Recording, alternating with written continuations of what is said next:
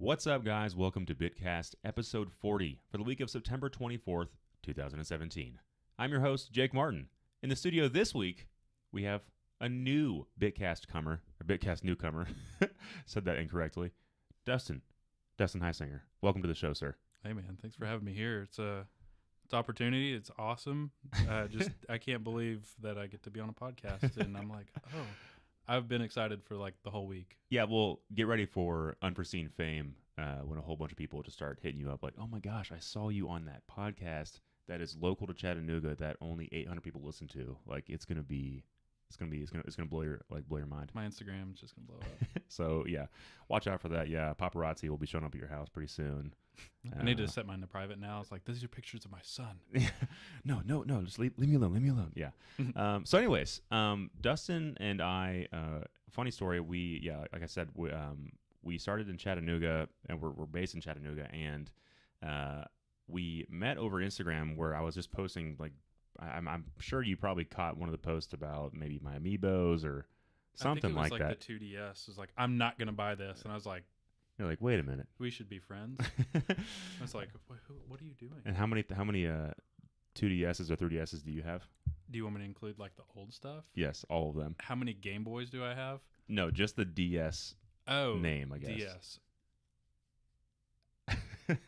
I've got like at least 5, but one of them is with a friend. Like, I'm like, you need to enjoy this. Go. Just here's a DS and Smash Brothers. Just go. Borrow it. You're welcome. Mm-hmm. Yeah. That's very kind of you to be able to part with one of your DSs. Because I feel like every system I've ever had, I've held very dear to my heart. If someone asks to borrow it, and I'm like, are you going to take care of it? Yeah. Do you want it? How bad do you want it?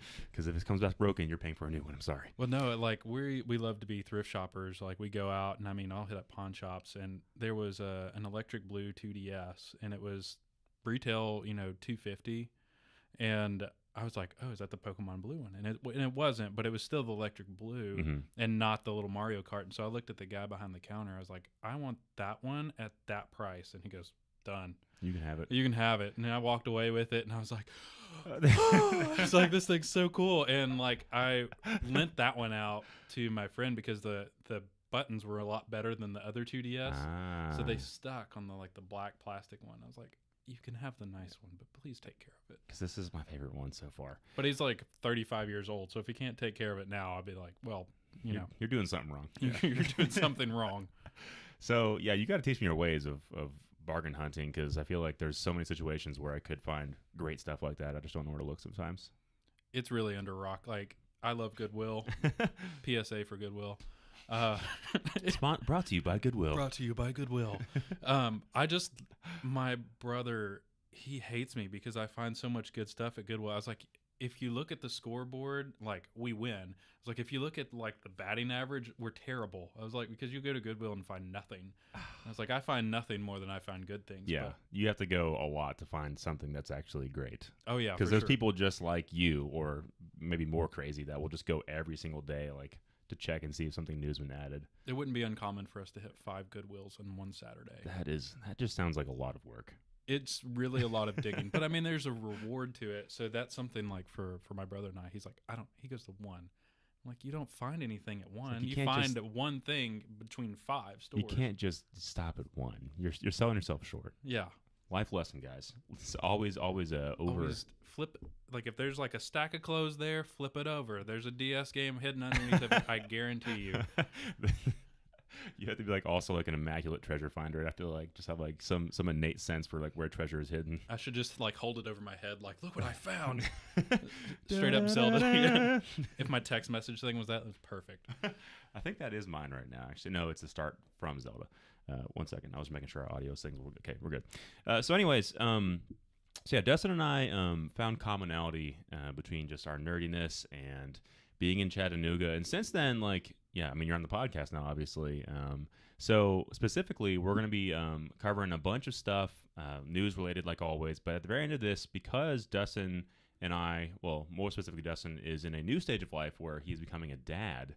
I thought it'd be really cool to talk about what that looks like and how things change, or if things do change at all, and maybe just distill some life lessons for us that are maybe thinking about kids at one point, and what that's going to look like. So before we jump into the news of the week, I'm going to just cover a few topics. I apologize. I'm looking at my phone right now. We're going to talk about Mario 64 Online, something that most people probably didn't know about, but pretty cool. Steam histograms and review bombing. This is really just, again, I want to make sure that we're cultivating a healthy environment of video games, because I know that's an environment that can be very hostile and kind of negative sometimes. So we'll talk about that for a second. And then Fortnite has been in the news lately a lot for multiple reasons. So we'll talk about that for a second. And then, like I said, the main topic is being a dad gamer. So before we jump in, though, I'd be remiss if I didn't mention, make sure to leave reviews on iTunes or any of our podcast services. That does a lot for us. And if you do, I will read it off on the show. So it's kind of like a little, hey, they're listening to me, so shout out. It's a fun thing, yeah. And then also, if you want to, you can check out all of our stuff on YouTube. Subscribe there. We're getting started on it, so it's still pretty weak. But I'll have a Let's Play up pretty soon of Mario Rabbids that Matt and I did this last week, and it's really cool actually. I'm excited for that. So right before, I guess our drink of the show today is a nice coffee. I don't even know what brand it is. I apologize. Cheers. You got the Chattanooga Choo Choo. I got the Pancake House from Montgomery, Ohio. Okay. I'm partially from Ohio. There you go. Little nugget of information there for you guys. But Dustin, I always ask all my guests, if you are playing any games right now, is there anything you're playing at the moment? Multiple things. One part about being a dad is trying to finish something and finish it quickly. Yes. But I had to stop listening to the podcast because you do a lot of Breath of the Wild stuff, and I'm like, please stop. I had spoilers everywhere because, like, I'm so sorry. No, it's okay. I can put it down for you. Like, I can just say, okay, I'm not going to listen to this episode, and thanks for the, like, I give you a warning at least. At least you did give me a warning, because I was like, what's this one about? Okay, no, can't watch it. Not talking about it. And I mean, I just beat like one of the third Divine Beasts, and it was in the desert for Gerudo. I don't know the actual.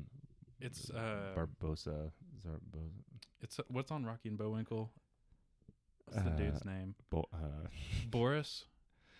Naboris. Yeah. Naboris. Nabora. Yeah, or something like that. Yeah. Something like that. And so I just beat that last night. Something like that.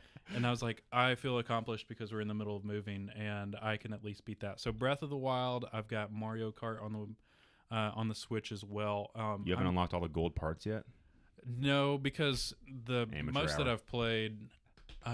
Ashley was going to buy it for me for my birthday, and I just went ahead and bought it. Like when I was in Dallas, that was probably like, a good choice. Yeah, I was like, Mario Kart, all right. I mean, what's new? Not a lot, but I like some of the cool new features that are on there. Some new characters here and there. Mm-hmm. And 200cc, or that already existed. What was the reverse? Yeah. So everything back that way, and so those are the two games that I've been playing a lot. But I play Smash at least once a day. Mm-hmm. If I can get to it. I wish I had Smash. I wish I had not sold it with my Wii U. But I have an inkling still that Smash will come out for the Switch. So I'm still kind of. I'm very afraid of breaking the holding out Switch for that. because of Smash. Well, that's why you just play on the Pro Controller, and then you at least only break the controller. It's like playing on the Wii U. Like if you had just the Wii U tablet, it's like really wide, so you're like not used to it. Yeah. You get owned for sure. So get some hand cramps, maybe. Can't. I'm 30 years old. I can't do this. Why are you doing this to me, Nintendo? Well, I mean, that's like what I feel like when I play the 3DS. Matt was complaining about that. He has the new Metroid for the 3DS, and he's saying like it's an awesome game, but like his hands hurt so bad from playing because you're doing so many motions at once. Mm-hmm. He's like grip it and like hold R and like move, and it's like it's just not a very conducive ergonomic controller, I guess. Yeah, I mean you've seen the pads that came out with it for like this. I just can't do that. But we bought the 3DSs when they came out, like the new 3DS XLs, and we were on vacation, and Smash Brothers got released. Like we didn't go to the beach to go to the beach. We ended up playing Smash Brothers like the whole weekend. It was really just a Smash Brothers beach vacation. Yeah, Smash Beach. Where you didn't actually go to the beach at all, or if you did, you were just under a towel playing Smash Brothers. Well, thankfully it did rain for a couple of days, so it was like justified. Gave you an excuse, yeah. But we changed our pre-orders from Chattanooga to Florida. Oh, just like, can hilarious. we please get this to happen? And so like, it was 3 of us, and we were down there, and I was just like, this is so awesome. Smash Brothers on the go. Being able to play on the go is unbelievable. So if it comes to the Switch, I mean, it'll be the same concept, only way better because it feels good to actually play on that controller. Oh, yeah. Or at least even on the Switch. So for me right now, I have been dipping into, and I gotta come clean. I spoke previously about not wanting to really dive into Destiny 2 because of the time commitment. that we so commonly refer to. However, my brother still hadn't got me a birthday gift, and he was like, I want to buy you Destiny 2 so we can all play it together. So my brother has it, my younger brother has it, and one of my good friends, Cameron Betts, who was on the Apple one recently, he also just got it. So it's been fun. Like I'm leveling up. Corner. And, you're gonna play. Yeah, and so I'm gonna play that for the next couple of months here, probably, or at least maybe 1 or 2 months. When Mario Odyssey comes out, I'll probably stop playing. But I said in that time frame, I'd like to beat the campaign at least. I'm not going to worry about staying at the max level, whatever it is, because that's where I can't keep up. Can't maintain. Yeah, but it's been fun, and honestly, they did a good job. Like the story at this point, I'm only like level 8 right now, was actually pretty interesting, and like there's a reason to at least be doing some of the stuff that you're doing. I'm like, oh, okay, like we're a faction, and we're trying to come back from this devastating loss that we just suffered, and like there's an actual main evil guy that you can see and know who he is. So it's been good so far. That's That's after like 1 day of playing. So yeah, who knows? We had birthday dinner for my brother last night, and he was talking about that. He's like, Destiny 2, man. I was like, I didn't play Destiny 1. I was like, you bought all of the consoles, and when I moved out, when we both individually got married to other people. Split your stuff up. I was like, you bought all the consoles. You keep that. And so I brought the Wii U, and like anything else is just like, if I can't play it on the go, it's kind of hard to get to. But I've been admiring from a distance, seeing all this stuff, because I'm like, I'm on YouTube. I'm there for content. Like that's the beauty of YouTube is like even if you can't play games, you can at least watch some of like what it is. You're like, okay, that's cool. Like, yeah, I feel like I've experienced the game that I need to experience. And that's like my whole childhood with my stepbrother and my brother. Like we would just at the time they weren't called let's play. It was like I'm going to play and you're going to sit there and watch. You're going to watch me play, and I love that. I mean, seriously, like I did little game playing when I was growing up. It was all just watching my older brother play, and I was like, yeah, you're better at this than me. I'm just gonna watch you play. And then sometimes he would get frustrated. He's like, you try, and I would try to mimic exactly what he did, and usually die first, like immediately. But still, a great experience. That's why Let's Plays do exist, in case you were wondering. I'm a fan of them because they are good. Sometimes, if you just want to be there for the game. So now we can kind of segue into our new segment. Be right back. And then, I'll do a little edit here. All right. Yeah, actually, thank you. Thank you very much. Appreciate that. That's what I normally do.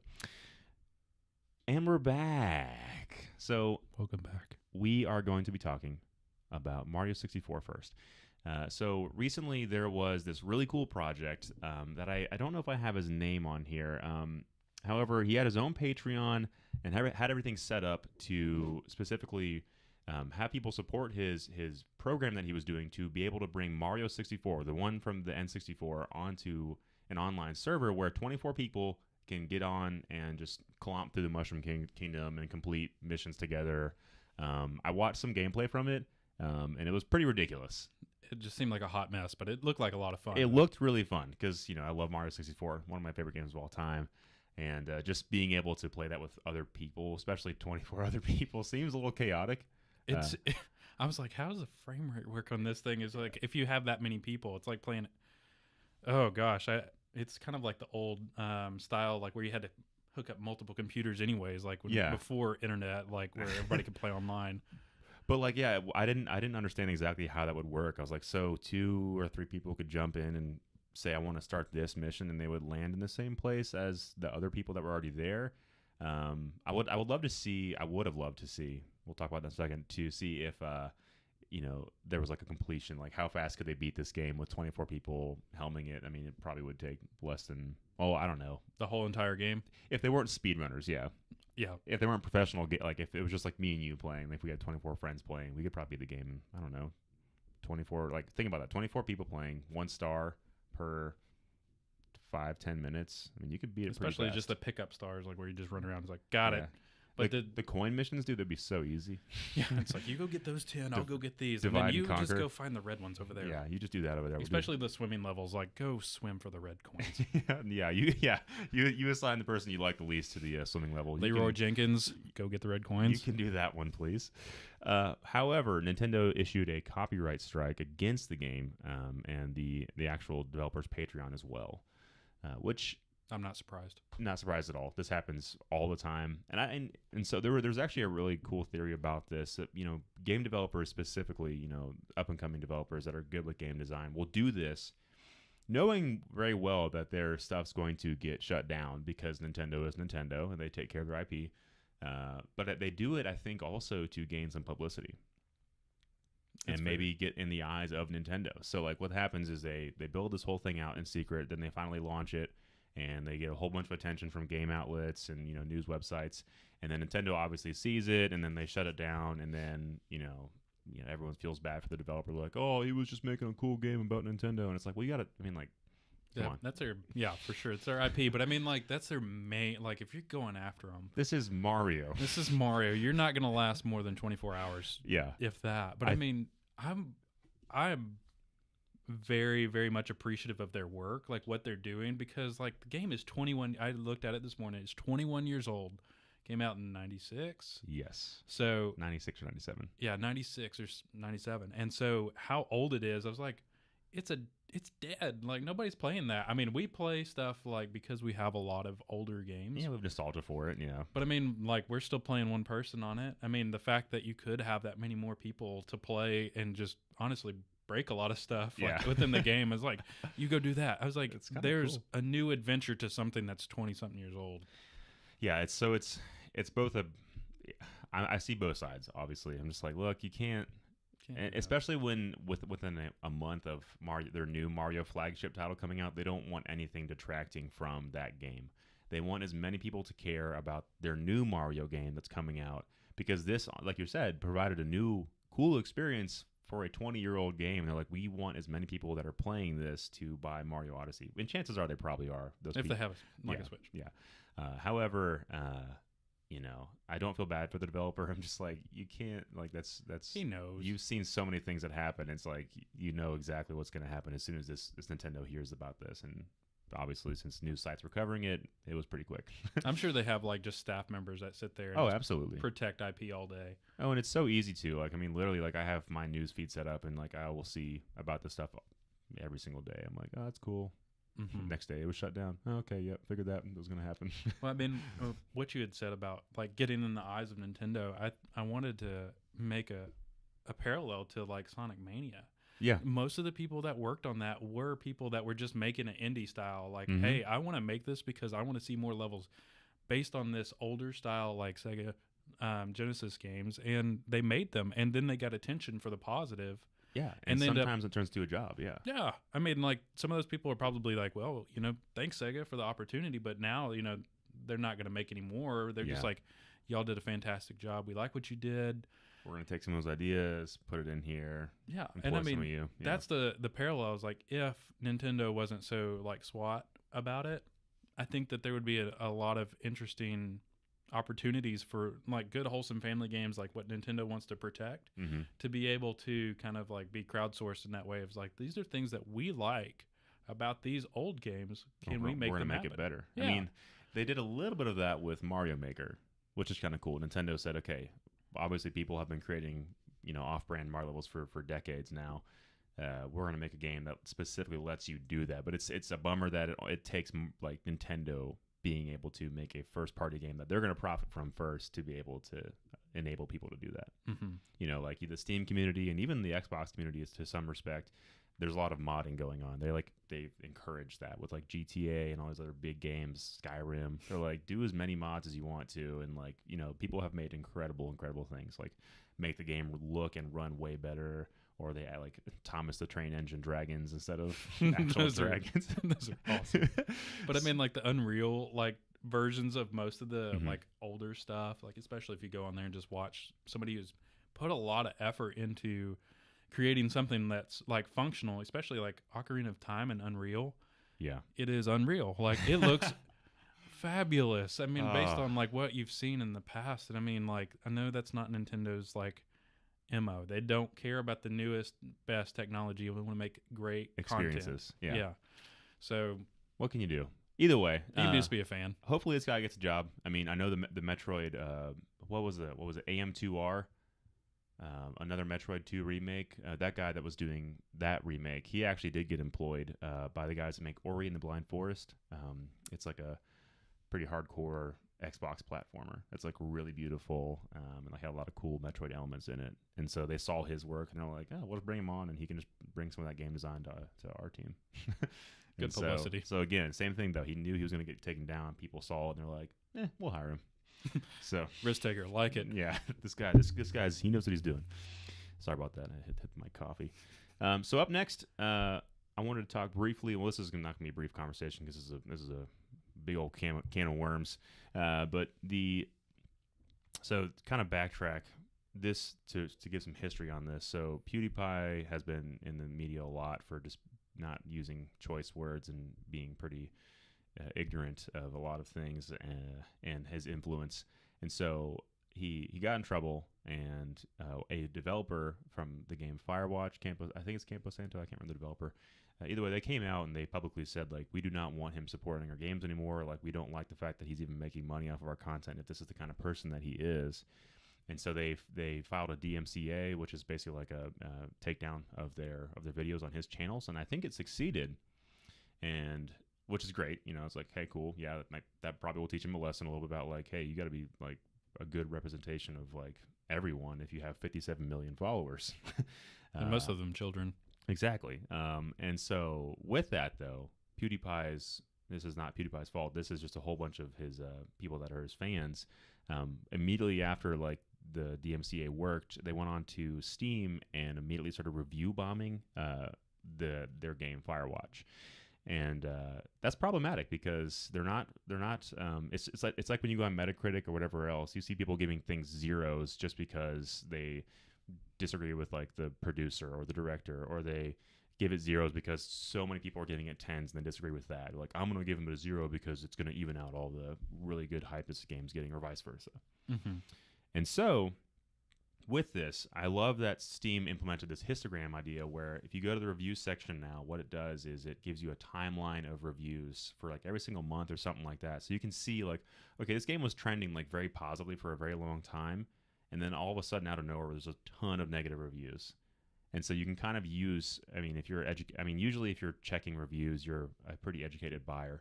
You can go on there and be like, okay, this game has a really, really bad score, but let's see what it actually would score at for me. And then you can see like, oh, actually, it looks like people were just being jerks and decided to give it negative reviews. It sits at like a 70 probably, which is really smart. I'm a fan. And I think this is just a bigger message as a whole. Like, I don't know. Internet's just a dumb place sometimes. I was on my way here, and they said the dark web. I was like, what's the dark web? The dark web. I was like, is that a Spider-Man reference? Like, the dark web. I'm Venom. Like, Venom. For sure, it's his side. But I appreciate it. I read a lot of reviews. I mean, I might not, like, interact. I think most men anyways, like, on the internet, like, most of us won't interact. We read. And my wife, like, says, you have reading face. What are you reading? It's just, like, very discerning. Like, what is this? Something's important. I was like, it's just really hard to read. So I'm like really concentrating. But like for somebody that's going to buy something, like if I was like on Steam, if I had a good enough computer to be on there, like if it could handle it, then I would totally participate. Yeah. But if I'm buying something, I want to know what the community thinks about it. Like, what are the people that are actually playing it? What are they doing? I was like, when we were kids, it was go and rent something like from Movie Magic in Cleveland. Movie Magic. You get it on Hollywood Friday. Video. Yeah, there you go.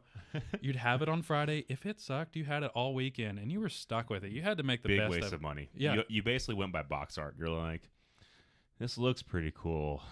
Could be bad. Oh, well, we're going to go for it. Name Toe Jam and Earl. I'll risk it.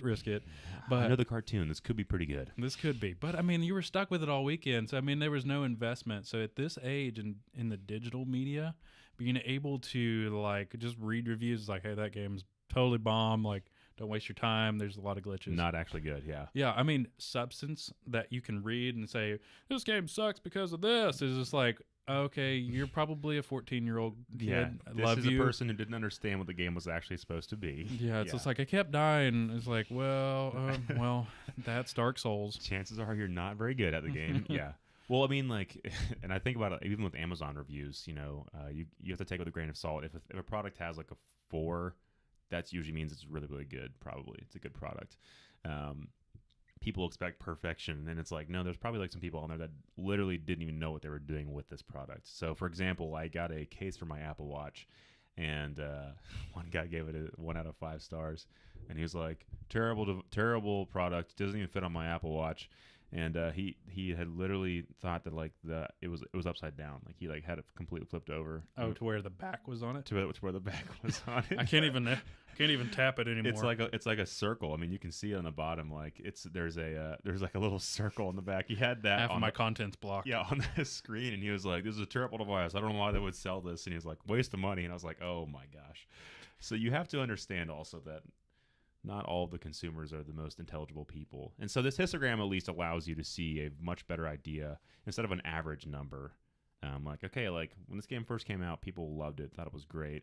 And then this weird subset over here just started to give it negative reviews. And you can even like look up like news articles about it, like Firewatch February. And like you can see like, okay, people found out about this and started giving it negative reviews because they're jerks. Yeah. So all for this. That's why Steam is like such a thriving, community, because the developers actually are smart and care about this kind of stuff. So good more job power on to them. them. And then last, kind of just also hullabaloo with really PC games, which I'm not as experienced about. But Fortnite's also on PS4, so that's kind of why I even glanced at it. This was kind of cool. So there was an accidental crossplay between Xbox and PS4 with Fortnite. This is a game. It's basically like Minecraft meets zombie survival, whatever. It looks like a pretty cool game, but it's recently gone free to play. And generally, I stay away from those games. I'm just like, it's going to be a pretty hollow experience. But nonetheless, Epic is actually the developer behind this game. And so, yeah, there was an accidental crossplay, and I can read this off real quick. Epic quickly confirmed that PS4 and Xbox One crossplay had indeed happened accidentally as a result of a configuration issue. Epic says that the issue has now been corrected. So, to me, I just wanted to bring this up because like crossplay has been such a topic between these two consoles, Xbox and Sony specifically. PC has always been friendly with either system, whichever one wants to use it. But it's funny that Xbox and PS4 have remained so against crossplay. It's like Sega Nintendo back in the old days. It's just like, no, but I would be for it because I mean, like, it's like, what computer did you buy?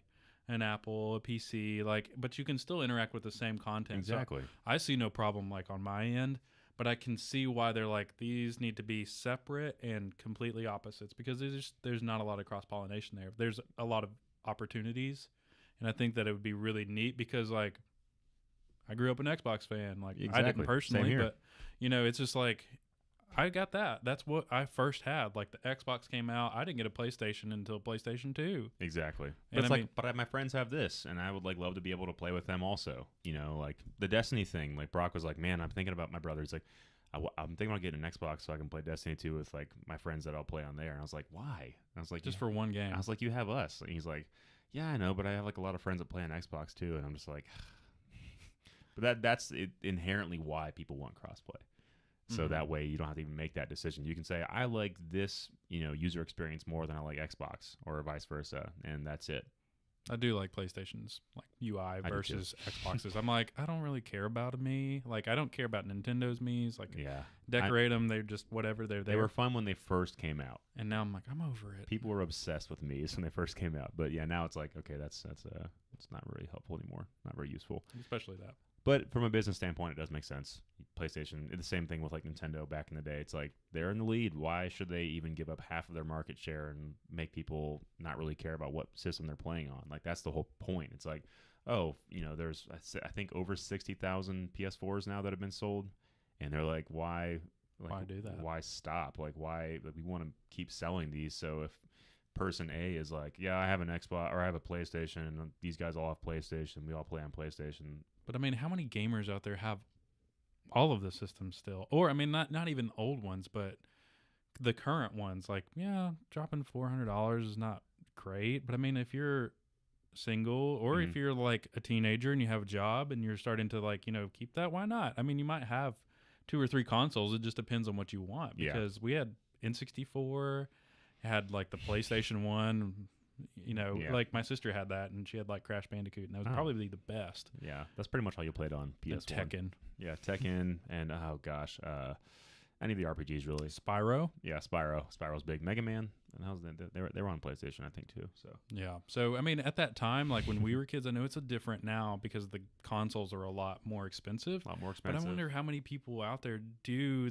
kind of have that same thing. Like where we're at our house, we were 2 college dudes. Like we just would split the money. Like it was like, I'm gonna buy this game. It's like, that's great, I'll sit and watch you play. Or like we'll like for Diablo, when it came back out a couple years ago, like we played through it and then went through like the expansion pack together. So we would just sit there and do that. So did it have a split screen, Diablo? No, you're all on the same screen. Okay. So I mean, it's kind of like that over the top. So it was really fun. We would get a couple people going, but what we missed a lot was being able to interlock landlines. Like we would have Halo games, like all of that stuff across the same house. Especially like the first Xbox. When Halo came out, like how many Xboxes can you hook up? I think correct me if I'm wrong, I think it may have been 8. It was a lot. And we would take them to like high school with us, and we would play in like the band room. Like they had just enough space, and we'd get a bunch of those roller cart TVs, push them into the room, and like you just hear people yelling. Dude, that's the best. That's the best. Or you just pile into your friend's basement, and you have like a pizza party. All the TVs from the house down in the basement. It smells like mildew down here. We might have asbestos. It's okay. Yeah. You'll be fine. Don't Parents inhale. are yelling at you constantly for being too loud. Go to bed. It's like 2 a.m. Oh my gosh! I remember one time I had friends upstairs, and my dad, he has a voice like mine, only like more. I think when I was a kid, just a lot more grumbly and scary. He like just walked to the bottom of the stairs. I could hear him like the boards creak, and he's like, "Jacob, be quiet, or your friends are going home." I was like, "Are you going to drive them home?" I was like, "Okay, Dad." Okay. I'm so sorry. My mom was like, "You can't have more than like one friend over per time." Like she wasn't like not. You couldn't have sleepover party, kind of like that thing. Like for girls, I guess, whatever. But for guys, it's like bro party. But like come over. Like when I got older, we had more people come over. Like because it was high school students, you didn't have to like feed like 4 10-year-olds. Yes. But it was an army. My best friend, who I call my brother, like he and I, like growing up, we would just go to each other's house back and forth, and we'd play games. And it's like, go to bed. And it's like, no, got to beat this level together. Dad, you don't understand. You don't understand. Just put on some headphones. Maybe that would save you some of the problems. Only we didn't have them back in the day. Yeah, that was the other problem. There was no way to hook up headphones and everyone could hear at the same time. Or have a splitter to even do that. Yeah, I have a couple splitters here just in case. Yeah, but I think the crossplay aspect now, it would just connect a lot of people. Like my sister moved to Delaware, and so like not that she would be playing games, but her my nephews, her sons would be like more apt to play with me, like online. If they could online, be like, hey guys, let's get on, let's play. If they had the same system. If we had the same system. But I mean, like they're 10 and under, they don't need it right now. They need to go outside and play. But like for rainy days or things like that, when they're not here in town, it'd be great. Even if I had an Xbox and they had a PlayStation, because my brother-in-law likes PlayStation stuff, and so he would be more apt to that. Be like, all right, yeah, let's get them on. Let's just hop down and play some games with them on Xbox. And like, it's just funny because like the controllers at this point are so similar that I don't normally have an issue with transferring over. I get confused a little bit with the Nintendo to other games, because like the buttons are always mapped a little differently, like jump, and those are usually a little bit weirder. A, B, X, triangle, square. So all that basically to say that crossplay is a cool thing that I do wish exists. However, I understand from a business standpoint why it does exist. If I was PlayStation, I would do the exact same thing. So can't blame them. But maybe one day it'll all just be based on the box you buy, as opposed to what ecosystem you're buying into. But then also with Fortnite, so I have a theory about this, and I'll tell you after I read the story. So Fortnite also, they created a mode that is almost the exact same as PUBG, or PlayerUnknown's Battlegrounds, which is the 100-man battle royale, where like basically you all try to kill each other, and then the last man standing wins. And so it's become, that game mode has become synonymous with PUBG, and so therefore like the developer, I do believe, feels like he has some sense of ownership over that game mode, because I don't think it's been done before, or if it has, it's been done in smaller smaller doses and not just like this. Probably not as appreciated. Yeah. But however, because of this critical success, Fortnite looked at that and was just like, oh, you know what? Like, let's just make something like that with our own spin on it. And so they used like the crafting stuff still, like being able to make your own forts and bases and stuff like that. But 100-man free-for-all, essentially. And PUBG was not very happy about it. They came out and they were basically saying, I can read this off. Fortnite basically created the same mode that PUBG has become synonymous with. Developer isn't happy, contemplating further action. Only problem is that the Fortnite is developed by Epic. So that's actually not a quote. That's something I wrote myself, just realized. But basically, Epic, the developers behind Fortnite, this is going to get confusing, they own Unreal Engine, which is pretty much what every game uses ever to render, to do anything. And that's the same engine that PUBG uses for their game. And so, basically, PUBG came out and was like, I'm kind of mad about this. This is like our thing. I feel like they kind of just copied it, and then they're thinking about further action. However, they got to be careful with this because Epic, that's the parent. Yeah, they gave you all the tools to be able to make this game in the first place, and it's you got to look at the carbon copy thing. It's like there's no real game mode IP copyright stuff. There's no like, oh, I thought of Team Deathmatch first, therefore you have to pay me to use Team Deathmatch in your game. Like Team Deathmatch is in all that stuff. Yeah, capture the flag. There's like every multiplayer game has used the same modes over and over and over again because I don't think anyone's ever thought that they created that mode. They're all based off of something in the real world, probably. Capture the flag for the most part. Yeah, and so.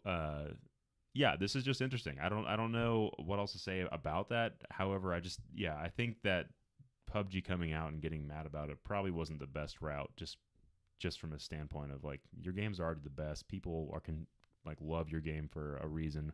Fortnite really isn't a threat to you because of what it is. It's so much different. Like both games offer different things, but no use in pouting. Yeah, but when you're the big dog, you want to try and make sure that you're the only big dog. And PlayStation, any monopoly ever, basically. So, either way,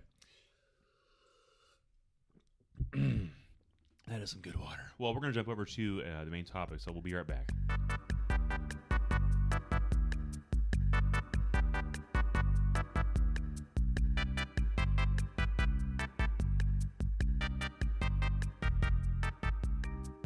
And welcome back. We just got done talking about PUBG, a game that most people know about, but something that people don't really know about is being a dad and being a gamer at the same time. But Dustin does, sort of. He's gonna be learning more and more as we continue just to age. Hence, also, I thought I was being clever about this. Why I think 40 was such a a fitting episode, because that's like over the hill, getting old. I'm not even 30 yet. Turning into a gamer dad, I know, but just because of the whole age association with 40. So yeah, basically, just quick preface: Dustin is now a dad, and you are also a heavy gamer, or somewhat of a heavy gamer. So for my own purposes, this is kind of a selfish thing. Like, I want to know kind of what thought process you're going through right now, and you can also inform a bunch of our listeners, because this is something I think we're all going to experience. Albert is also worried about it as well. You can hear him whining out there, but it's something that we all will have to experience if we want to have kids. Should be able to have kids. So I guess I'm just going to start off by asking you a few questions, and then you can kind of just give your thoughts on it, and then I'll just, if I have anything to provide, I can, but I'm not a dad, so I can't speak into it. Give the best insight. Let me give you my wisdom.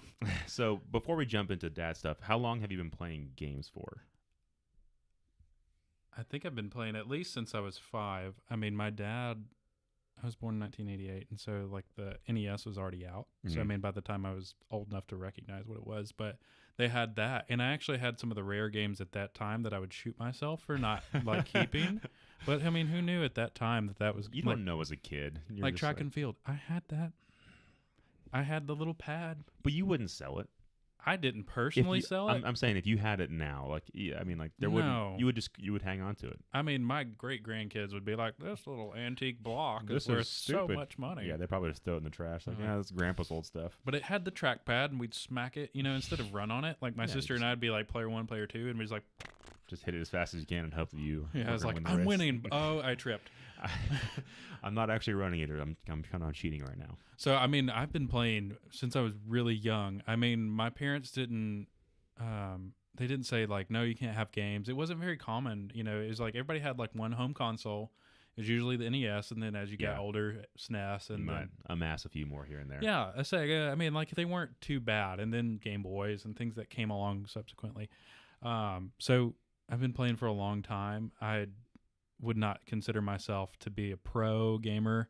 I'm very much a fan of art and digital art and stuff like that. So. Yeah, I would say that's kind of where I am too. Yeah, I've been playing games probably since the same age. You know, yeah, my parents actually never bought us a system. We got our first one for free from my cousin who had 2 Super Nintendos. And so she just said, hey, you can have this one. And so we had a Super Nintendo when we first grew up. And I just remember watching my brother play Mega Man and all those games. And yeah, same thing. I'm not a pro gamer. I'm good at certain games, but I'm by no means very good. But I've just always enjoyed it. Yeah, I've always just loved the stories they can tell, you know, the memories that I've formed with them, like playing with my family and friends growing up, and they've just kind of stuck around. Even, you know, I was thinking like I'll hit a point in college where like, you know, I'll probably burn out and I'll be like kind of done with games. But that never really happened. No, it doesn't. It actually might have gotten worse. It probably did. I mean, when I moved in with my best friend Derek, I call my brother, we played games like nonstop. We were 2 single guys, like going to college. No like, responsibilities, own time. Yeah, our house was paid for. Like we were just paying like low rent. So I mean, we didn't have cable because it didn't reach out that far in the boonies. But so what are you gonna do? So what we're gonna do is we're gonna buy video games. We basically were a Blockbuster. You know, we had DVDs, and like our family members would be like, "Hey, can I borrow that movie?" And you're like, "Yeah, go ahead." And so can I borrow that one? No, moving in. Can I have that one? Is dang old man? That dang old man, Shawshank Redemption over there. Can I see that? That's a good movie right there. Yep. So we would do that, and we didn't have cable. I didn't have internet, and like we're in college. This is not too long ago. You know, I graduated in 2012. But like we didn't have internet because we lived in the boonies, so we would just play that, and we had cousins down the road that would come and play, and we would play Halo, Crosslink, all that stuff. So we would do that, and we didn't care. Like we were just gonna play video games, and if girls happened to come by, that was great. You know, it's like you like games too. And you like games? It's like I like Mario Party. We got it. Dude, like, Mario Party is a great opener for anything. I mean, we got the gloves, we got everything. It makes sense. Oh, man. But we would just do that, and we'd play games, and it would just grow. I mean, as new stuff came out, we had like we call it blow money just because it's like you didn't have to invest in anything. I had just graduated when you know, I bought a new vehicle when I got my big boy job and everything like that. And we were just investing. It was like I had extra money because I was making an income what most people would have for a family. Yeah. Coming straight out of college. So I was like, what am I going to do? Still a single guy. It's like, I guess I'll just buy things that I like. Yeah, I know. It'd be like, wow, moving, you're very selfish. Might as well just buy a new Hyrulean Shield or the next Amiibo, put that on pre-order. Oh my gosh, Amiibo. I love Amiibo, but at the time at its height, that's when Ashley and I were engaged, and like it was Christmas. And, you know, we're like, can we go down to Valdosta for a Captain Falcon amiibo? Like, Valdosta. Really? Who goes to Valdosta? Well, if you're on your way to the beach, sure. But, like, that's about it. Shout out to Valdosta. Cool. But, I mean, like, it's not worth it for a $12 item. No, it is not. And, I mean, like, if you're going to. It's a long drive. Gas. Prius, nothing. It doesn't make sense any way you look at Worth it. I got it. And I mean, same thing for the Switch. It's like, I got it. But like, it's a Sunday morning at Toys R Us. I'm around a bunch of grown adults, and they're like, why aren't you at church? And I'm like, we have a couple other services. We can go to it. I can watch it online later. It's fine. It's like Saturday or Sunday. We'll go to it. We'll get there. So we've been playing games for a long time. So that, I think, will weigh into our next kind of few topics here. But also, do you remember what your first game was that you played? Do you remember it all? It was definitely Duck Hunt and Mario. Duck Hunt, yeah. One Classic. That has like stuck with my heart is Legend of Zelda stuff anyways. But like, you know, some of those, Sonic, loved those games, were some of my first games. And like, even like as I got older, like I had the Game Boy Pocket was my first Game Boy. Yeah. Silver. Precursor to the Game Boy Color. Yeah, there you go. And I had that too. We just replaced them as we went on, so that's why I still have them. It's like, okay, that one's old now. But we had like Link's Awakening. Oh, My mom enjoyed playing that. Like we'd have to sit the lamp right next to it and plug it in with the DC adapter, like AC/DC. And it's like we'd play and be like, hold Battery's on, always dying. I can't see over here, and it's like you take it in the car and you couldn't see. But I mean, that was some of the most memorable things that I had was like a grayscale version of that. Early video games. And then I think for me it was the one I remember most was either I think it was Super Mario Bros. 2 was the very first one I remember playing. It was my same cousin that had the 2 SNESs. She also had the NES, and I remember sitting. It was like very distinctly. It was weirdly tucked behind a couch. There was like a little like den area you could kind of sit against, and then you would just play NES. And I remember playing Super Mario Bros. 2. And I was like, man, this is a cool game. Going and indoors. Then Super Mario 3 came out. Throwing potions, and then then everything changed. That was a weird, like even at that age, I was like, this doesn't feel the same as that But game. I loved it for some reason. The music or something about it. I was like, this is a cool game. I was like, I was happy that you could pick different characters. Yeah, I was like, cool. I could be Toad. Oh, Luigi jumps differently. Yeah, there was like, or was Luigi in that one? Yeah, he was. Yeah. He wiggled, and then Peach floated. Yeah, Peach was the best. Because you would just hover over Birdo, and you're like, got your egg. I'm fine. So anyways, so now jumping into like the dad stuff.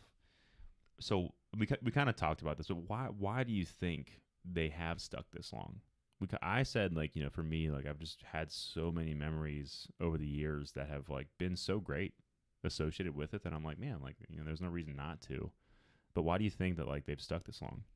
Stuck the video games have stuck around this long. I mean, the ability to pass them on, I think, is fantastic. I mean, they're coming out with the NES and the SNES Classic and stuff like that, and guarantee we have like all of the games that came out there still like in the man shed at my brother's house. Like we still have all those games, so like the fight for that. But the fact that those have lasted and people can enjoy them because the content has not changed for any of the NES, like that's old games. It's all the same. And my parents, like in that introduction back into it, it's like Nintendo's like, hey, come on back. It's like, you remember these games from like the 80s? It's like, yeah, I do remember those. Yeah, I remember playing that. I love that. Like, and it's an invitation back. And I think that's kind of why it's staying there. It's just like, hey, you remember these things that were really good? Come on back. We've got more. There's so much more things that are advanced. But like for me and like what it meant to me, and like you talk about memories that are associated with it. We have Skyrim season. Like it's Thanksgiving because that was when it came out. Like when we started playing it heavy was Thanksgiving break a couple of years ago. Like we were sophomores, I guess, in college. And so it was who could wake up first to play the game for the whole day, basically, until the PlayStation got too hot. But those first run PlayStations were not the best. It was like, okay, but I mean, the reason that we keep coming back is because the content is good. And like we keep the old stuff because that content is still good. And I think that as it advances, people will become more common with it. And I think, oh yeah, you're seeing already with this generation, especially with like phones, like people are introducing themselves. They know games. Yeah, they get it because they're stuck in airports or on subways. And like, I saw a lady on the bus. We were going to the Hamilton County Fair this weekend. And a lady on the bus was playing Candy Crush, and she had to have been at least like 67 years old. And I was like, that's crazy. I wonder how much she's invested. I was like, I don't even know how to play. I saw her. She clicked on like the buy more time button, and then she backed out real quick. And I was like, she is definitely bought some stuff before to get more whatever they call digital currency. Yeah, I don't know how Candy Crush works, but they make a lot of money because of that. But with that also, I think it's so, you kind of mentioned this, but like it's so important because like I think the reason video games for me specifically have stuck around is because they're so easy to share the enjoyment of them with other people. You can sit down and hand the controller to somebody else and you guys can both play a game together. And like that's why I love Nintendo, because they are so good about that together feeling. Like, hey, like let's share this experience together. Like this is a really cool game. This is Mario Kart and it's really easy to pick up. And even recently, like my wife, she's not a gamer by any stretch, but she loves those kind of games. She loves Mario Kart. She loves Mario Party, and it's basically all Nintendo stuff. She just like, I love this. She likes Last of Us a lot, but only because she was watching me play that. Mhm. She's like, this is like watching a movie. I'm like, I know, It right? feels good. Yeah. It's just crazy. But the shared experience, I think that's really like, it's not just this simple, like, I think it would be so different if I was only playing by myself all the time. Like, I would have been burnt out on games a long time ago and been like, like whatever, like it's just me doing this. Like, I don't really care about it. But I've met so many people and have so many friends that I play with on like a weekly basis, and just they're just such a part of my life and their life still, that it's like, well, I mean, even this how is we a community. met. This is a community that like exists. It's the same as like you go watch football, or like you talk about football. It's like I talk about video games with my friends, Yeah, and I think it's becoming less and less frowned upon. Like, Oh yeah. my grandfather, if he thought that I was playing video games all day, Doing a podcast on video games. doing a podcast on video games, I'm thankful to be here. Hello, Papa. Good to see you. But it was frowned upon for a little while. But I mean, like, it's not saying that people can't make money off of video games, because they can, and like either they're let's play, or like even if There's they're a doing, multi-billion-dollar industry based around creating video games. yeah, and I mean, like, the content's good. Like, people want to make video games. Like, I have it. I think my mom said when I was a kid, I wanted to be an artist. I'm doing that, but I think she's like, you wanted to create video games when you were a little kid. Like, you wanted to make what's on the TV, and I was like, I kind of do. You still can. Still can. I'm not too old for that, but Hey, shout out any developers out there want to hire this guy. well, for graphics, I can't get really a little develop. practice. I don't have a lot of developing background. Like, I can do front You could end. design HUD. You could just design some HUDs for every single game. I could just basically put a skin on it. I'm good at that. Be great. Yeah. But for it was just like, I really appreciate that your wife is able to share that with you, because like, I don't think that most people understand that, like, there is that family atmosphere. Is like, my wife will sit here and shout out, "Hey, Ashley, I love you." She will watch me play. She enjoys watching me play other games more than some of the others. Like, she loves Breath of the Wild. She thinks it's a gorgeous game, and it is. And so your wife, when she was watching you play those games, she got kind of attached to it like a show. Yeah, It's exactly. like, oh man. But that's part of it, is like, it's not just a selfish act anymore. You can now share with other people in video games. And I think that's something that's taken it to the next level for why is it continuing to go on? And people are like, I'll spend, how much on a computer? That's risky. I'll spend that for sure on a video game console. Oh yeah. Easy. Yeah, But- absolutely. Yeah, PCs can rack up the price, but there's something to be said for that too. There's a lot of experiences out there, and I think that's what you're talking about. There's so many things. There's so many things for different people. Like, you can, if you are in like a grieving period, there's like a bunch of games that are about like dealing with like that kind of stuff. And I think there's like a game, I mentioned this a while ago, but there's a game about like a father and a mother who were going through this at the time in their life, that their son had been diagnosed with cancer, and it was called like That Dragon Cancer, and it was a game based on that whole experience. And I was like, that's crazy. I was like, that's like such an emotional, like, Season of their sad life. thing, and you made a game about it, and now many people that have been affected by something similar, if they are familiar with games or not even familiar, I think it was a very simple game to pick up and play. It was like, oh, like this touches me in different places than like I would have ever expected a game to go. Yeah, for sure. I mean, like, the time investment into it makes that grow so much closer to your heart. Yeah. And I mean, I don't know how many Mario 64 or Mario Kart 64 games we've played in our life, but it has brought us, like, one, at ends to each other, but two, closer because of just the content. Just like, we're able to play this, we're able to enjoy it together. You like it. I can say, oh, I can't beat this. My wife has beat one of the shrines. She beat it for me because I couldn't do it. And it was based too hard. And the puzzle was not too hard. It was too hard. It was too hard for me. It was one of the motion-based ones. Yeah, and I hated those. She really loved it, and like, she did a great job. She beat it, and she beat it in one try. Like, it took me 10 or 15 tries to say I can't do this. She took it and was like, done. I was like, well, dang. I was like, great job, honey. I love you. I was like, that's a failure over here. Just different brains. Yeah, but she processed it and she was able to do it. And like, she's not an avid gamer. She likes it. I have bought her a Game Boy for Christmas before, like the old fat pack ones. Yeah. And I also bought her a 3DS. So like, it's the Legend of Zelda, where it's black and gold on one side.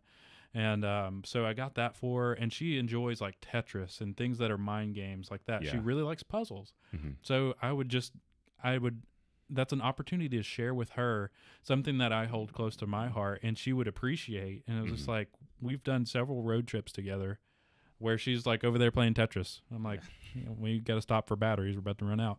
But, that's just something she enjoys it. And I love sharing that part of my heart with my wife so that she can, be a part of something that I enjoy, and we get to share a lot. And vice versa. Yeah, exactly. So, yeah, I think that was a very philosophical and in-depth look at why they've stuck around. So if you have any questions now, then you missed it all. Drop the knowledge.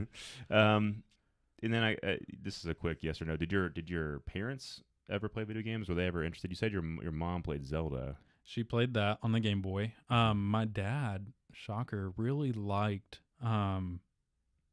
Star Fox 64 because it's different. Like that was advanced for that time to be able to like be kind of like in a combat simulator. And he was just like, on snow days, like in Tennessee, snow days way back in the day. Tennessee's were common. Yeah. Yeah. I mean, not very. And so like, we're both out of work. If it got cold, you got a snow day. Yeah, and I mean, I remember him coming in there and he's like, "Just watch me," and he's like, "Can I try that?" And I was like, "Yeah," and it was his N64, and I mean, like, it's wonky to us. That's a weird controller. And he would sit there and he would just glide around. He'd be over here. It's like, oh, this is cool. This is cool. This is cool. What's this button do? Oh, lost the B button, whatever that was. Firing bombs. Yeah. And it's like, pull the trigger back there, and he enjoyed it. He found enjoyment from that, and like my mom would play. She would just come over there, and I think she'd just cut the grass. She would just cut the grass on Legend of Zelda. Simple stuff in the simple games. task, cut the grass. Yeah. That's why so many parents loved like Wii Bowling and like Tetris and stuff like that. All that stuff was huge because the concept was so simple. It's just like, oh, like I understand this puzzle, or oh, I'm bowling just on the TV. Yeah, that was a huge sell. I remember my like even my dad like was obsessed with Wii Bowling. He would always challenge me. He's top like, score. Yeah, beat me, son. Yeah, come at me, bro. And he recently beat me in Mario Kart, which was a. Oh, you can't let him live that down. Yeah, it was a sad time. So. Challenge accepted. Yeah. Rematch. So I might have went easy on him a little bit. So I won't. It's live now, Dad. Sorry I went easy on you, but however, he enjoyed that. So. Now jumping, just kind of speaking about dads and parents. Just last little segment here. The main topic of the show, really, like being a dad now. Like, how do you see your habits changing, if at all, now that you have a kid in your life? Like now that you are a dad. It definitely has changed. I have a 6-month-old son, Jackson. Hey, man. Man. When you can understand this, hello. He is so interested visually. Like, I mean, most babies are. They love to see bright, colorful things on the TV. And we have a Switch, and we also have a Wii U, which is now in a box. We're moving this week. He'll go without it for a couple of days. I'll try to. But, my priorities have shifted. We have always been about family first, and, we have our filter and how we place everything in our lives. For work, ministry, our family, and everything. Like, we've got that in place so that we know, like, at the end of the day, did we do something for us, or we do it for our family? And so, time for yourself has definitely changed because he needs attention. He needs to be, fathers, you need to be a part of your son's lives and be able to kind of like interact with them and show. Like, I get down there on the floor and like play helicopter. I put him over my head. Like, I really want him to. I have like a Game Boy teether. Like, we embrace it. Like, my wife and I. That's pretty cool. We totally embrace nerd culture. Like, we are nerdy. My wife will not say that she's not. She's not nerdy. She is gorgeous. She's beautiful. She's cultured. And she appreciates the things that I appreciate. And she was Pikachu one year for Halloween. That's awesome. And so I was Ash. That was kind of.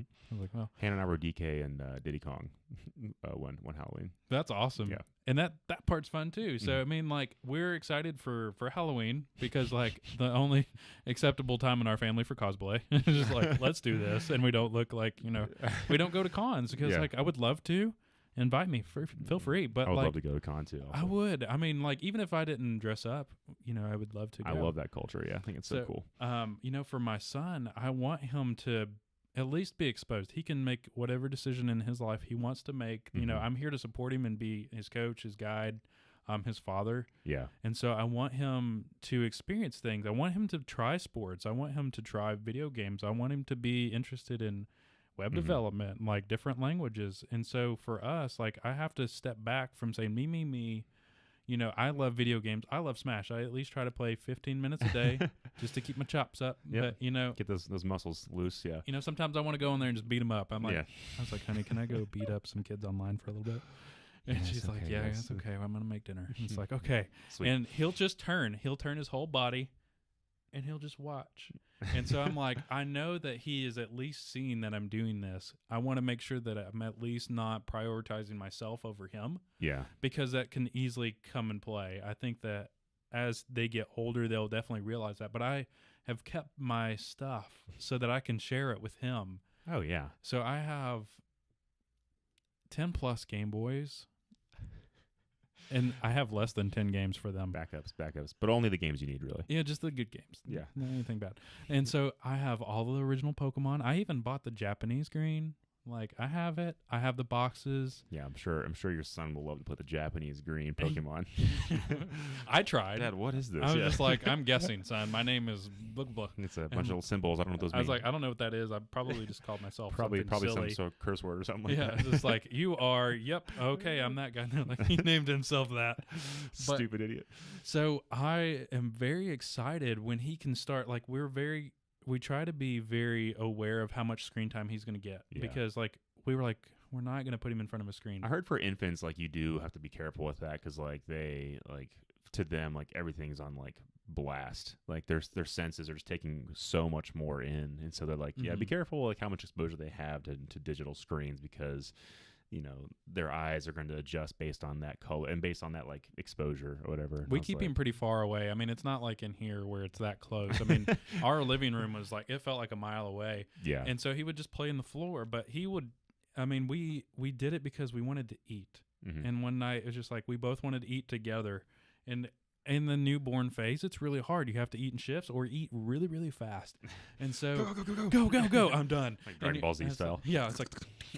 And so we would share, and it's like, I'll hold him real quick, and you can eat. And like we'd have that debate. It's like, no, you eat.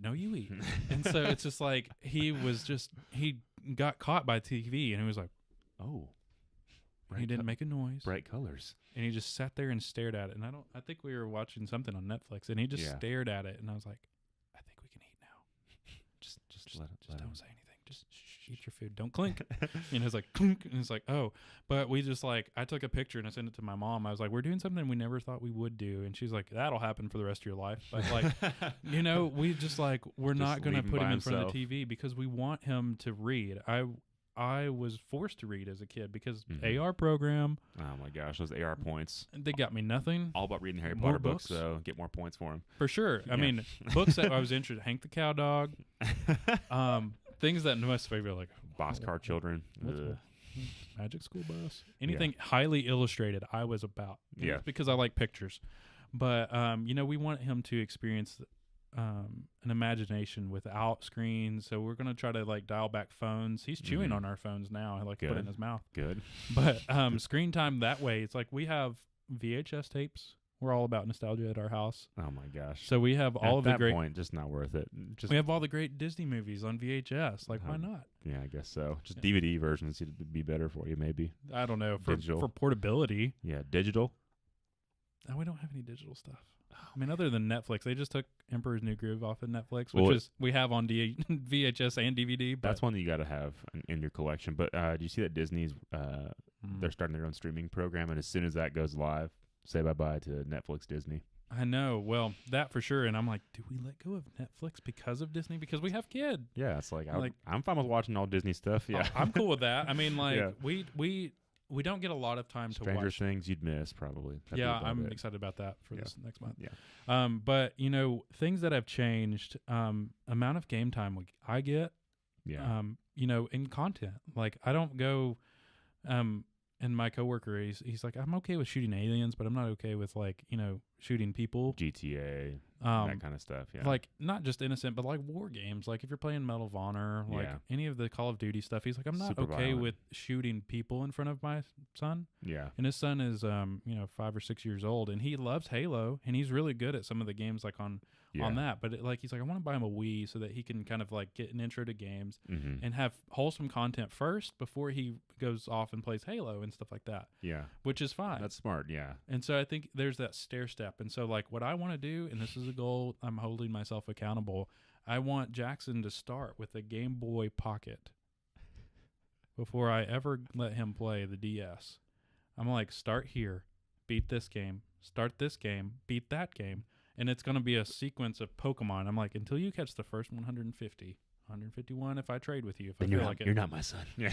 You're not my son. I dishonor my family. But like, I want him to experience the things that we got. Like when we were that age, he will probably blow through it in a week. And that's going to be like, Dad, I beat that yesterday. I'm like, give me the Pokemon Red. Well, like, so sorry to cut you off, but like, what do you think about, like, how are you going to keep him from being curious also and seeing that all of his friends have the newest handheld and his dad's forcing him to play on this Game Boy Pocket, and he's like, Dad, Jeremy has this other really cool thing that has like 4D technology and like augmented reality, it's AR games, so you can just play on your table. Why am I playing this crappy thing? that takes batteries. I mean, like I guess call it a lecture moment. I want him to know this is where it started. Like not like, hey, let me get the Atari. And like blow it out. And this is like, so all you do is move this up and down. Yeah, that's about it. So that's the game. That's the game. And it's like, no, we did that as older. Like we're like, this is novel. This is cool. Yeah. I'm done. I think as a teaching moment, it's and he actually, I mean, I think kids will benefit from having some of that experience. It's like, I don't know, like as a gamer, I feel cool to have at least played almost every video game console. It's like, oh yeah, I remember playing NES, I remember playing Sega, I remember playing Atari, all this kind of stuff. Not every console, but I played most of them, and that's going to be lost on future generations. Like kids that grew up in 2000 have no reason to go back and play any of those consoles because it's just like, whatever, we got this available. And now with like the virtual or the minis released, that's kind of a really cool way to adopt these new kids into this ecosystem to where it's easy. It's like you don't have to go out and find an NES and pay stupid amount of money for it. Actually, they're still pretty cheap.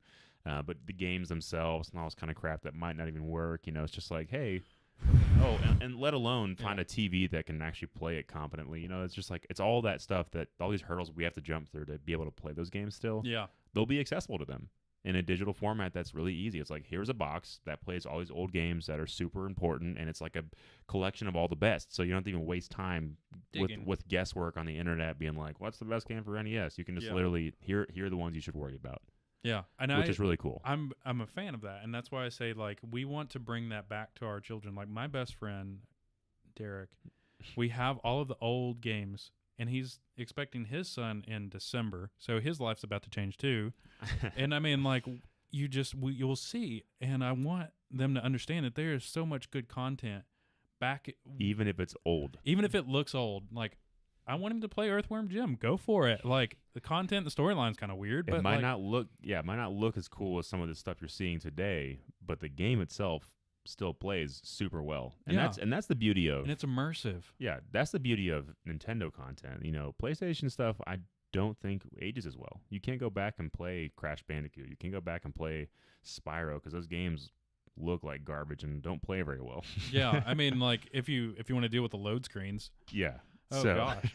But I mean, I think having that hidden content is just like, if his friends like, I've got 4D AR technology and I can do this on my living room table. Yeah. I'm like, where's the storyline? Like, what are you doing? What's the goal? Like, how sure long is this going to last? And I'm sure it'd be fun. And that's the thing too. Like, I think that's going to be the different thing too, is like, because you and I are both still so immersed in this, like I foresee myself still staying up to date with all of the new consoles and new technology, and we'll probably have those in our house for myself. Mm-hmm. And then also, if my kids are interested, it's gonna be totally different for me, because my dad and mom they didn't care. Yeah. Like, if you want video games, buy them yourself. We're not buying them for you, but we support it, whatever. And so, like, it's gonna be so weird. Like, I'm gonna have to figure out how to balance that like my love for video games, and then also like, hey, like I like this, but like what do you like? Like what do you want to do, son or like daughter? I mean, like at this point, like my my sister's little brothers, they're playing Minecraft. Like I've never played it. Mm-hmm. It looks really interesting. I mean, I really would get immersed in it because I would probably do that. But they watch videos all day. Oh yeah, and they'll just watch. So I mean, like I want to be in the passenger seat by the time my son's like 10. I want to just sit there and watch him do it.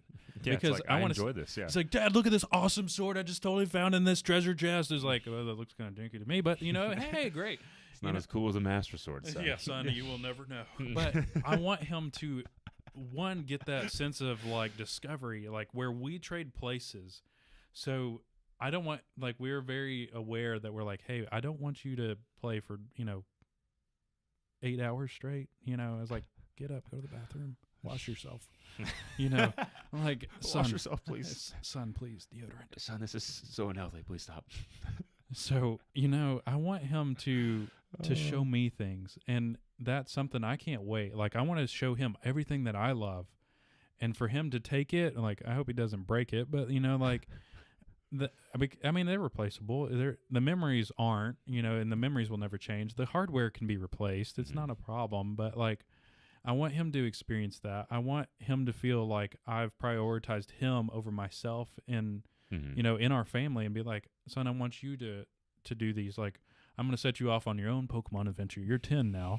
You can take on the world. You're 10 years old. You can leave the house and do whatever you want. You can just fight gym battles. You don't need... People are going to give you money when you beat them up. You're going to go stop an evil corporation from by yourself. Exploding Pokemon. You never have to stop to sleep or anything. Just rest your Pokemon. That's all that matters. And you're fine. Get a bicycle. It's going to be great. Maybe some running shoes. Yeah, somebody's going to give you a voucher because you helped them. Go to the casino. Maybe like win some more Pokemon that way. Use the potion, son. Full revive. Don't spend money on the half revive. That's just a waste of time, yeah. So I think, as we get older and things are going to change, I hope that I'm still playing. I really do. Challenge for myself later on in life. I might not buy everything. I might watch a couple of things online, but I definitely want to see that discovery in my son and like our future kids. I want them to show me things. I want to be able to enjoy something with them that would be like, you remember that snow day back in, whatever? Back in 06 when we played that game, that was awesome. You remember like the blizzard of 93? Oh, man. We didn't play video games. We didn't have power at that point, but, it was just... We couldn't play games. We could only do a Game Boy, but I don't think we had that. Now we can do Switch if power goes out. What are you going to charge it with? I do have a RAV Power, thing for the Switch. You got to have that. You got to have it. We went to Tulsa on a road trip like a week, or like for a whole week a couple months ago. And I was like, I've got to buy something so that I can sustain. It is a literal game changer. You can play your game longer. Yeah. It's a necessity. Yeah, for sure. And I was like, and this thing died in about an hour and a half. But we bought the RAV Power. I had my 3DS, my 2DS, and the Switch all the way to Tulsa. And I didn't talk. And they're like, you okay over there? In the passenger seat. I'm not okay. It's like, yeah, I'm just really immersed right now. I'm sorry, I'm not paying attention. Go to bed and you still have dreams of the game you're playing. You're like, oh man, I gotta stop. Well, I gotta take a break. I took a break the whole week. I didn't play them like for the rest of the week. And my coworker's like, can I try the Switch? I'm like, yeah, of course, anything. And he would play it 20 minutes before we go to bed. Like we were sharing a room, and then like we had a suite next to us with 2 other people on the trip. Yeah. And he was like, oh, this is so fun. And he would just laugh like for no reason. It's awesome. It is fun. It really is enjoyable. As soon as you put your hands on a Switch and you start playing, you're like, man, I get why this is cool. I get why people want this right now. Yeah. So. And so I have an age limit for the Switch for my son. Like when he cannot drop things or not throw things out of anger is when you can play the Switch. Or you could just invest in a fancy like Nerf case, just throw around it. So I did found one. I did find that thing out there at the Goodwill. I'm not joking now. I did find this at Goodwill. It is pink. It is a Nerf 2DS clamshell that goes on top of your 3DS. I've seen it. It's huge. It's hot pink. It's got Nerf all over it. I'm thinking about taking a Sharpie to that bad boy. Can't lose it, and just give it to your son and say, here you go. Here you go. I was like, I'm going to find him like probably one of the old 3DS XLs that can fit in that one because it'll be worthless at this point because it didn't have the C-stick on it. Yeah. Ugh. So, can't play games. Wow. Well, no C-stick. So, I'll buy that for him, and I'll try to invest as much as I can until he transitions into that age where it's like, okay, now we're gonna have to trade. I'm not gonna buy you everything, but something that stuck with me and I wanted to share was my dad bought me Pokemon Blue. That's pretty awesome. When he went out of town to Gatlinburg for a weekend, for something. I don't know why he was out of town, but I love Gatlinburg. he came back and he's like picking me up at my grandparents' house, and he's like, "Hey son, I got you something." I was like, we weren't that kind of family. He was like, "I left. I got you something while I was gone." But he did. He saw something that I would want and that I'd been talking about, and he brought it back. And it's like, I'm almost 30. I remember that. Oh, yeah. And so, something that my dad took interest in, something that I had interest in. He didn't care to play it himself, but he bought it and brought it to me as a gift. And it was just like, this is yours. You can have it. Enjoy. And so that investment is something that I'm like, I cannot wait to share that with my son. Yeah, and it doesn't have to be video games. It can be whatever he wants. He's like, Dad, I'm into hockey right now. It's like, okay, cool. And here's a hockey puck. Go find ice. You buy him his first hockey stick and rollerblades maybe if you don't have ice. And it's like, here you go, man. Yeah. Yeah, so that's pretty cool. Yeah, I think from all of this, it's just like, yeah, your focus is going to shift. It's not going to be you can't play games for hours and hours on end. You personally cannot. Now. You can't. If you can, if your family's out of town, or if you're out of town, or if you schedule time with friends, and that's something like we scheduled this time to be together, and I asked my wife for permission just because like I want to be honoring to her. Yeah, I don't want to just say I'm going to go do this, but gotta respect that time. Yeah, and my son's with daycare, and we're packing up our house, and like I'm very gracious that my wife allowed me to come out here and just be on the podcast for nerd out. I was like, can I go be a nerd for a minute? And like just I'm a nerd all day, or so for an hour and 15 minutes. Yeah.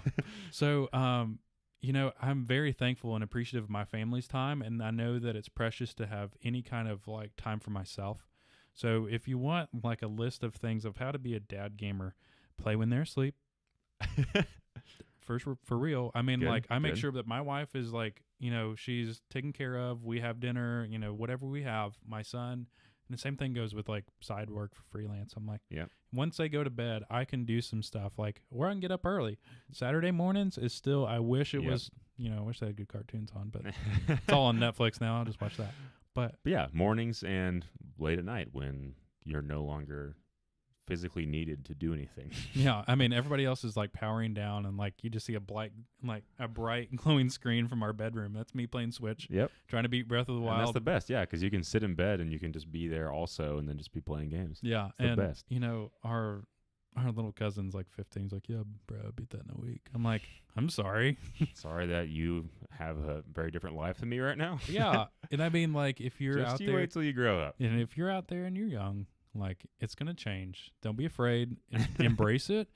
And continue to share your games with your kids when you get there. And if you're a dad out there, shout out, hey man, great job. Love your family first, then play games. Like provide for your family. Do that. Do what you need to do. And then if you get some time for yourself, like say, hey, I'm gonna go play this for an hour. I'm gonna schedule time on a Friday night. We're gonna go have some pizza. We're gonna play through this game together. It's gonna probably be an all night thing. At least be aware of your family's time and how much they mean to you, because if you pass their childhood, that's one thing that I'm afraid of. I'm like, I don't want to miss your childhood. Big mistake, yeah. And you probably have to make some hard decisions. It's like, man, I really want to do this, but I'm being selfish still. Yeah, like especially like my dad rotates shifts. He's on 12 hours this week, so he's not going to be able to help me move back to my hometown. Mm-hmm. But he'll still be there. He's like, it's not because I can't. It's because I want to be there. He's like, I've got to work. And so like, if you're working and you're doing shift work, or if you have, flexible schedules, like whenever you get some convenient time for yourself, just 15, 20 minutes, do it. And it's healthy. It's healthy. Like especially for a release, if you had a long day at work, I recommend Smash Brothers online. 1v1, for glory. For glory. For glory. It's just like, get on there. Get it and play it, because like, I told my wife, and the reason why I love it, I said, I just want to do something mindless for a little while. I was like, just to get my brain to detox from the day.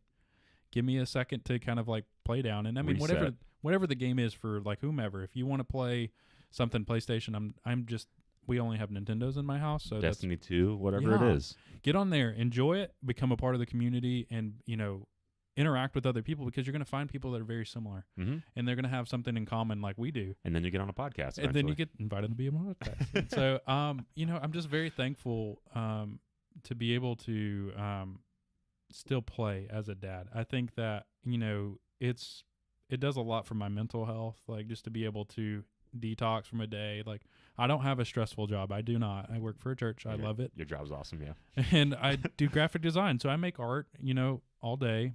And there's other fellow... Every day. My life is great.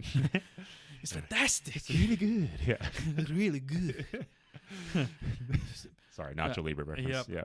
That was his first movie, by the way. He's not saying like he was able to watch it, but the first movie that we watched with my son when we came home was Nacho Libre. Very, very proud moment, I'm sure. Yeah, I would probably do the same thing. I love that movie. Nice kick to the face. Brother to the face. Get that corn out of my face. We can do quotes today. We got to stop. I'm sorry. So yeah, I mean, seriously, thank you so much for the insight on that. Because I think, you gave a very healthy response to it, and it's something that it's going to continue to change. You're going to have to be flexible and adapt to what you can handle and what your family needs, and what really just needs to be done for your health balance and everything else. There's a lot of decisions and factors that weigh into that. But ultimately, I mean, Dustin, thank you so much for the good dad insight, and I'm sure we'll have you back on maybe a couple years from now, and that'd be funny. Give an updated Being a Dad Gamer Part 2, But yeah, so unfortunately, ladies and gentlemen, that is the end of our podcast. Remember, BitCast is a weekly podcast that posts every Monday or Tuesday and covers most things pop culture and video games. Again, Dustin, great having you on the show, man. Man, thanks for inviting me. I really appreciate it. Absolutely. If you are a listener, be sure to check out all of our stuff on BitBloggist.com. If you like to listen to this in video format, remember we're on YouTube. Subscribe there if you want to be notified when we're live next. Or not live, but on next. And then also be sure to just go ahead and send us emails if you want to have your topic read off on the show. I would love to do that sometime, where if someone's like, hey, I want to know what these guys think about this, like, hey, I'm a dad. I want to know like what you guys think about being a dad and being a gamer. Boom, we could have answered your question for you. But luckily, I got it all up here. So be sure to plan. Send topics to bitcast@bitbloggist.com if you want to be a part of that, and I'll make sure you get a shout out as well. But until next time, this has been BitCast. Thanks for tuning in to talk about some stuff. Bye.